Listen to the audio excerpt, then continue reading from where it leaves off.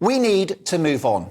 With spiralling inflation, a cost of living crisis, public sector workers on strike, a war in Ukraine, an NHS barely fit for purpose, and upwards of 1,000 people entering the country illegally every day, Brexit should be a good news story, not the distraction and the thorn in our side it has become.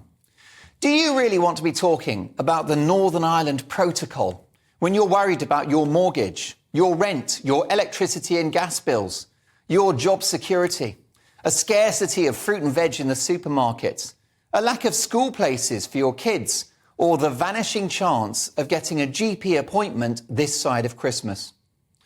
The issue of the Northern Ireland Protocol, which disgracefully places a border down the Irish Sea, splitting our country in half, has been a disaster for the people of Northern Ireland, who are subject to different legal jurisdiction and customs and tax regulations than the rest of the country. Not to mention the fact that they have no government in Stormont. The Northern Ireland Protocol has been a crime against the people of Northern Ireland and an assault on the political, economic and territorial foundations of this country. It looks like our new Prime Minister, Rishi Sunak, has brokered an unprecedented deal with Brussels, which will see goods from the mainland and destined for Northern Ireland only fast-tracked on a so-called green lane without checks. Any potential court action would go via the Northern Ireland judiciary first, prior to any involvement of the European Court of Justice. Plus, Westminster, not Brussels, would set VAT rates, taxation and state aid policy in Northern Ireland. And it's understood that Sunak has negotiated an arrangement whereby the Assembly in Belfast gets pre-legislative scrutiny of new regulations, if necessary. Decent, but the deal still won't be perfect. But it appears to be light years away from the current arrangements, which are palpably unworkable.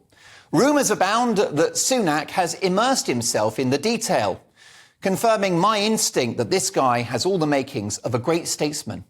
And with the likes of Steve Baker, arch-Brexiteer, potentially remaining as Northern Ireland Minister and not resigning, well, that would place a kite-mark seal of approval on any potential agreement.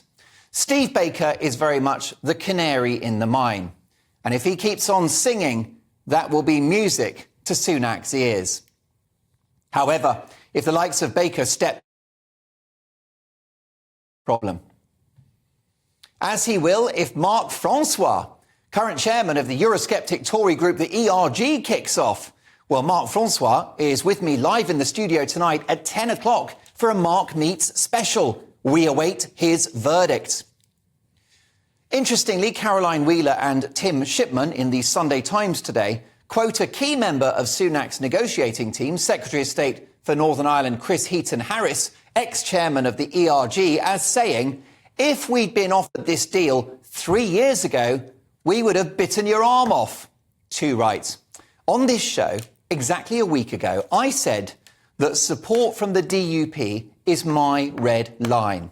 I maintain that position, and it's clear that if the Democratic Unionist Party are not happy with the deal, they will not participate in power sharing in Stormont, and it will render Sunak's efforts a complete waste of time, a non-starter.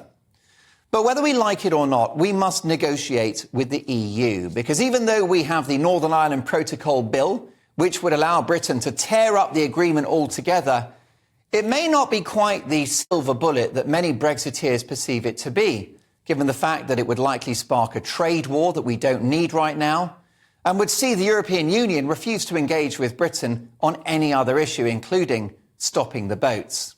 Plenty of legal minds, better than my own, believe that even if we did tear up the Northern Ireland Protocol, it may still be legally enforceable. Fines could be payable, legal fees, of course, and we'd be faced with months, if not years more, of this diplomatic, political and economic turmoil. Does anyone want that? Prolonged chaos would further support the Remain narrative that it's been a disaster, rather than the huge opportunity it actually is. Last week I said, don't let the great be the enemy of the good, and do not fall into the trap of ideological purity. I suspect that whilst not perfect, this deal is probably good enough. And if it allows us to break the political deadlock and if it sees government back in Northern Ireland, then it's good enough for me. To his eternal credit, Boris Johnson got Brexit done. Rishi Sunak's legacy will be all the greater if he can make Brexit work.